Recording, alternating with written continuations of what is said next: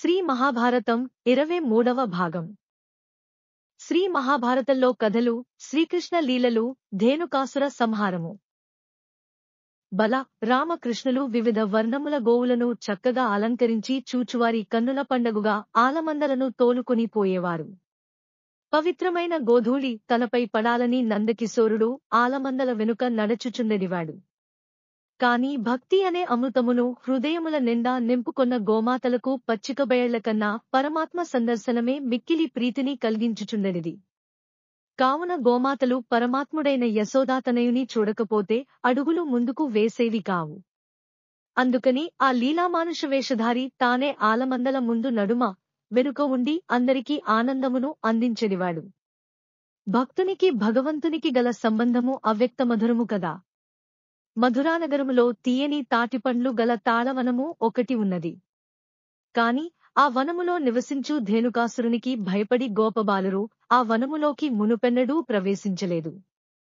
శ్రీకృష్ణుని శక్తిపై పరిపూర్ణ విశ్వాసమున్న గోపబాలురు బలరామకృష్ణులను తాటిపండ్లు ఇప్పించమని కోరిరి. నిజభక్తుల కోరికలు స్వామి తీర్చకుండునా? వెంటనే బలరామకృష్ణులు తాళవనములో ప్రవేశించి తాళవృక్షములను గట్టిగా ఊపిరి. తాళఫలములు క్రిందపడిన ధ్వనులు విని ధేనుకాసురుడు బలరామకృష్ణులను చూచినాడు. బలముగా తన వెనుకకాళ్లతో బలరామదేవుని 4 క్రోసుల దూరము పడునట్లుగా తన్నెను. చలించని బలదేవుడు వానిని తాళ్వృక్షమునకేసి కొట్టెను. కుపితుడై ఆ ధేనుకుడు గోపబాలుల వెంటబడెను. నందకిశోరుడు విసిరిగొట్టగా ధేనుకుడు గోవర్ధనగిరి వద్ద పడి మూర్ఛిల్లెను. కొంతసేపటికి తేరుకుని ధేనుకుడు నందనందనుని ఆకాశములోకి గొనిపోయి పోరుసల్పెను. పరమాత్మ వానిని నేలపైకి విసిరిగొట్టెను. గోవర్ధనగిరిని బంతివలె ధేనుకాసురునిపైకి విసిరెను. ధేనుకుడు ఆ గిరిని తిప్పికొట్టెను. శ్రీకృష్ణుడు గోవర్ధనగిరిని యథాస్థానములో ప్రతిష్ఠించి బలరామునికి సైగ చేసెను. అంతటా బలరాముడు పడికిలి బిగించి ధేనుకుని పొడిచెను. రక్కసుడు మరణించెను. వాని తేజము పరమాత్మలో లీనమయ్యెను. ధేనుకాసురుని వృత్తాంతము. పరమ విష్ణు భక్తుడైన బలిచక్రవర్తి యొక్క కుమారుడు సాహసికుడు. అహంకారి అయిన సాహసికుడు ఒకనాడు పవిత్రమైన గంధమాదన పర్వతములపై 10,000 మంది వనితలతో విహారములు చేసినాడు. ఆ పవిత్ర ప్రదేశములో ఘోర తపస్సు చేసుకొంటున్న దుర్వాస మహర్షికి సాహసికుని వలన తపోభంగమైనది. మహర్షి, ఓరి! ఏమాత్రము వినయ విధేయతలు లేకుండా గార్ధభమువలె ప్రవర్తించినావు. పవిత్రమైన ఈ పర్వతముపై విలాస విహారములు చేసి నా తపస్సును భంగపలచినావు. గార్ధభమువై జన్మించు అని సాహసికుని శపించెను. చేసిన తప్పుకు పశ్చాత్తాపపడి మహర్షిని శరణు వేడినాడు సాహసికుడు. కరుణించి మహర్షి, నాయనా! అహంకారముతో మనసుకు నచ్చినట్లు చేయుట వివేకవంతుల లక్షణము కాదు. ఉత్తముడైనవాడు ధర్మబద్ధమైన కార్యములనే చేస్తాడు. కాబట్టి ఎప్పుడూ వినయమును కలిగి ధర్మమార్గముననే నడువవలెను.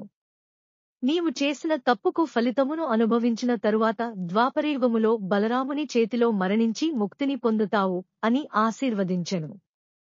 ఆ సాహసికుడే ధేనుకుడు. పూర్వం ప్రహ్లాదుని కాచినప్పుడు స్వామి ప్రహ్లాదుని వంశమువారిని సంహరించనని వరమిచ్చెను. అందుకనే బలరామునికి ధేనుకాసురుని సంహరించమని సైగ చేసెను. గీతా మాహాత్మ్యము. శ్రీ భగవానువాచ.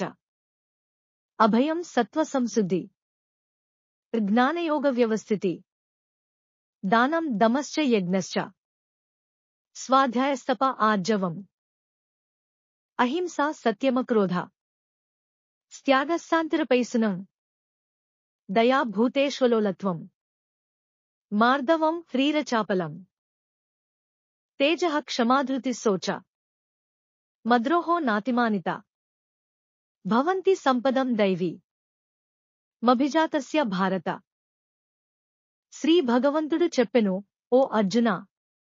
1 భయము లేకుండుట, 2 అంతఃకరణ శుద్ధి, 3 జ్ఞానయోగమునందుండుట, 4 దానము, 5 బాహ్యేంద్రియ నిగ్రహము, 6 జ్ఞాన యజ్ఞము, 7 వేదశాస్త్రాదుల అధ్యయనము, 8 తపస్సు, 9 యుజుత్వము కపటము లేకుండుట, 10. ఏ ప్రాణికిన్ని బాధ గలుగజేయకుండుట అహింస 11. సద్వస్తువగు పరమాత్మ నాశ్రయించుట లేక నిజము పలుకుట సత్యము 12. కోపము లేకుండుట 13. త్యాగబుద్ధి గలిగియుండుట 14. శాంతి స్వభావము 15. కొండెములు చెప్పకుండుట 16. ప్రాణులందు దయగలిగియుండుట 17. విషయలోలత్వము లేకుండుట అనగా విషయములందాసక్తి లేకుండుట వానిచే చలింపకుండుటయు 18. మృదుత్వము క్రౌర్యము లేకుండుట 19. ధర్మ విరుద్ధ కార్యములందు సిగ్గు 20. చంచల స్వభావము లేకుండుట 21. ప్రతిభ లేక బ్రహ్మతేజస్సు 22. ఓర్పు కష్టసహిష్ణుత 23. ధైర్యము 24. బాహ్యాభ్యంతర శుచిత్వము 25. ఎవనికిని ద్రోహము చేయకుండుట ద్రోహచింతనము లేకుండుట 26. స్వాతిశయము లేకుండుట తాను పూజింపదగిన వాడనను అభిమానము గర్వము లేకుండుట అను నీ సుగుణములు దైవ సంపత్తియందు పుట్టిన వానికి కలుగుచున్నవి. అనగా దైవ సంపత్తిని పొందదగి పుట్టినవానికి కలుగుచున్నవని భావము.